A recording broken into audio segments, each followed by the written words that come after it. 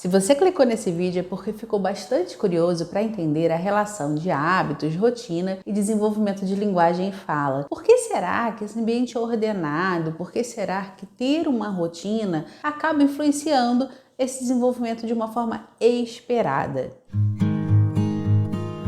O meu nome é Patrícia Taranto, eu sou fonoaudióloga e nós vamos conversar hoje sobre hábitos, rotina, linguagem e fala. Então, são 4 temas que estão muito envolvidos e eu queria muito trazer esse conteúdo para você porque eu creio que vai te ajudar a esclarecer talvez muita coisa que não esteja caminhando bem no desenvolvimento de linguagem de fala do seu filho. Veja bem, essas orientações que eu passo aqui, elas jamais vão excluir uma consulta com um neuropediatra se essa criança está apresentando algumas características que te preocupam, que evidenciam algum transtorno de neurodesenvolvimento. Mas, quando eu recebo crianças com desordem no desenvolvimento típico da linguagem e da fala, a primeira coisa que eu quero saber é como está a rotina dessa criança. Por quê? Porque rotina pressupõe que as coisas ao longo do dia e ao longo dos dias da semana vão se repetir. Você deve parar para pensar assim, vamos fazer uma comparação, né? Eu tenho o hábito, olha lá aquela palavrinha que é outra que eu falei que ia aparecer aqui hoje. Eu tenho o hábito de tomar um copo de água toda vez que eu acordo. Então, minha primeira ingestão assim da manhã é um copo de água. Tá, aquilo é um hábito. Então, se você toma e pensa que você é uma criança, você não vai lá e vai tomar, alguém te dá. Então, se aquela pessoa, né, que cuida de você, te dá um copo de água todo dia pela manhã, e aí depois acontece o quê? Depois de você vai tomar seu café da manhã. Mas, se você é pequenininho, o que acontece na sua cabeça? Na terceira, quarta vez, você já tá assim, oba, veio o copo de água. Depois vai vir a bolachinha, o pãozinho, o ovinho mexido, o suco de laranja, o meu leite. Então você vai criando associações. Então os hábitos e a rotina vão imputando nessa criança associações temporais. Depois disso, aquilo. Antes daquilo, isso. Essas associações temporais, elas vão dando à criança, conferindo à criança uma noção temporal macro. Muito tempo, pouco tempo, manhã, tarde, noite. Porque ao longo do dia, outros fatores vão acontecendo, outros episódios acontecem, como por exemplo, os nossos grandes marcos de refeição, a nossa rotina de sono pós-almoço, no período da tarde, que a maioria das crianças pequenas tem, e os nossos hábitos de higiene. Então, hábitos são a primeira forma de você configurar, né, organizar uma rotina. E quais são os nossos primeiros hábitos, né? Alimentação, sono, higiene. Então, esses 3 pontos, eles vão começar a organizar o que é um dia da criança, a ordenar aquele dia, depois de, o que é ordem? 1, 2, 3, segunda, terça, quarta, isso, depois isso, depois isso. Isso é uma ordem, né? No sentido de ordenação, de organização. Então, essa ordenação de episódios, de fatos que acontecem, elas vão me ordenar internamente para eu compreender o que acontece no meu dia. E o que é um dia, um período de dia? É um conjunto de ações que acontecem até eu ir dormir. Essas ações que acontecem, quando elas se repetem, então na segunda é assim, na terça é assim, na quarta é assim, e sofrem pequenas modificações, então na segunda eu não tenho nada para fazer de diferente. Minha rotina ela é em casa, no máximo a mamãe desce comigo para o parquinho, vai na pracinha, alguma coisa assim. Mas na terça eu tenho natação, na quarta eu tenho a tia fono, na quinta eu tenho natação de novo. Normalmente esportes são 2 vezes por semana, né? Por isso que eu já coloco assim. Na sexta, a vovó fica comigo à tarde.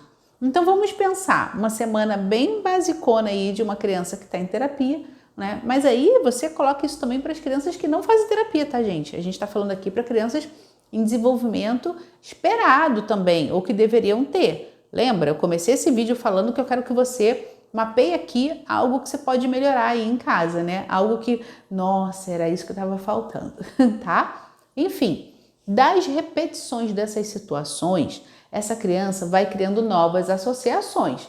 Da mesma forma que ela entendeu que depois do copo de água vem uma coisinha gostosa, uma coisinha a mais para ela comer, porque ela está com fome, acabou de acordar, ela começa a entender que no dia que tem natação, depois é o dia que ela vai para casa da vovó. No dia que ela tem isso, depois, no outro dia acontece aquilo. O que é isso? Isso é uma habilidade de premeditar, de previsibilidade. A previsibilidade, ela também aí é constituída, ensinada à criança, treinada na criança, na medida em que eu crio uma rotina, que eu crio hábitos nessa criança.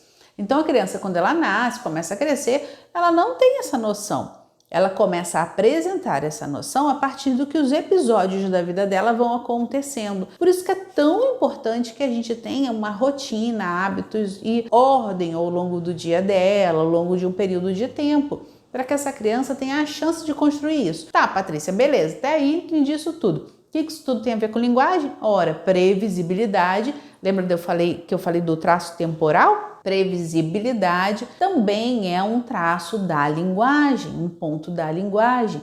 Por quê? Porque é a capacidade que eu tenho de prever o que pode acontecer depois.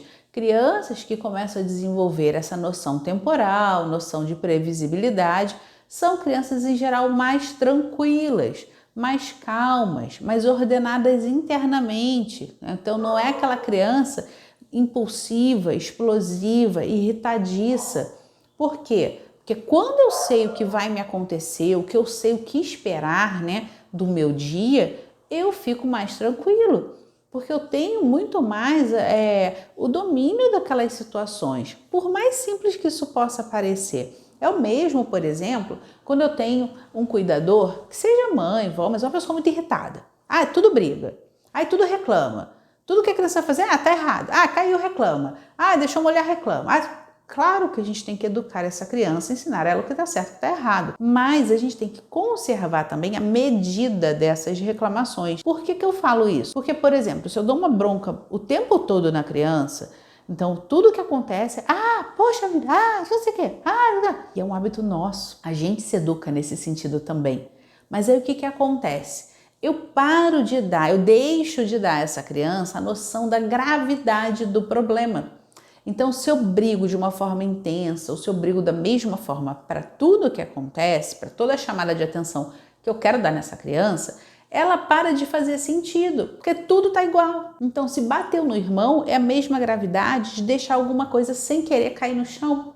É a mesma gravidade de não ter tirado o sapatinho lá daquele cantinho da cozinha e levado para a sapateira. E aí você coloque essa orientação para diferentes níveis de idade, porque daí são diferentes níveis de exigência, né? Mas cabe a mesma questão da proporção, que é saber o que esperar. Saber o que esperar deixa a criança mais tranquila. Saber o que esperar deixa essa criança mais em ordem, né?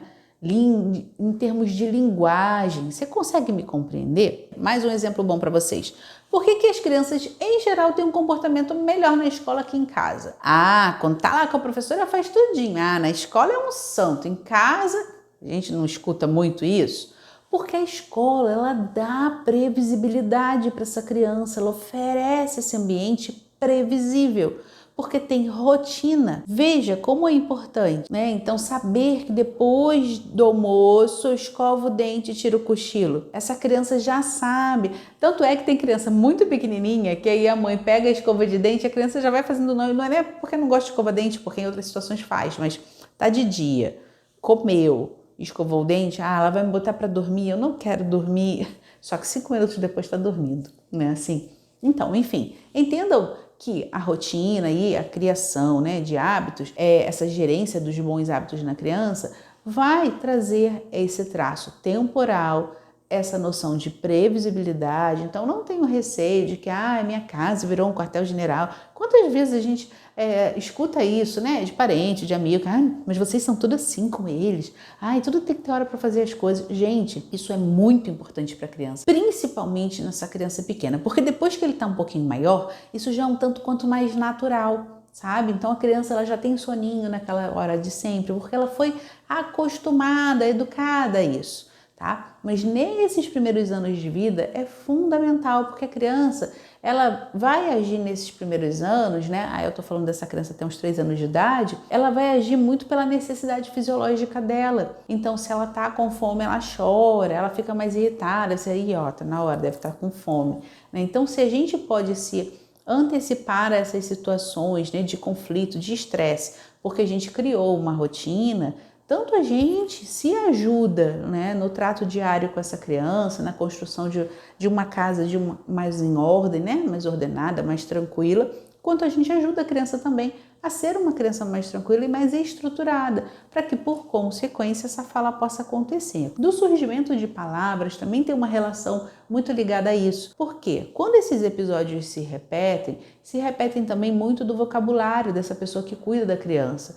Então, agora a gente vai escovar o dente. Toda hora, agora a gente vai escovar o dente, né? Todo depois do almoço é a mesma coisa. Então, aí a criança ela já começa, por espelho, reproduzir vocábulos nossos. A gente sabe disso. Quer ver uma prova? Quando alguém fala uma besteira perto de uma criança, essa criança é muito pequenininha, tem pouquíssimas palavras, pouco vocabulário, ela não repete o que a gente fala? Por quê? Porque teve ênfase, porque foi uma situação diferente, porque chamou a atenção dela. Então, eles aprendem muito por esse movimento de imitação nosso. Então, se a gente repete as palavras com um contexto, essa palavra ela tem um sentido para essa criança e da repetição vai ser mais fácil para ela internalizar. Aí eu tenho uma criança com um vocabulário melhor, ou com um vocabulário pelo menos adequado à idade dela, né? E quantas crianças eu recebo aqui, e vocês sabem que o número de atrasos de fala, o número de crianças com TEA vem aumentando, né? Aí a gente culpa a tela, culpa isso, culpa aquilo, mas como está o ambiente dessa criança? Será que está estruturado? Será que tem rotina? Será que está acontecendo a implementação de bons hábitos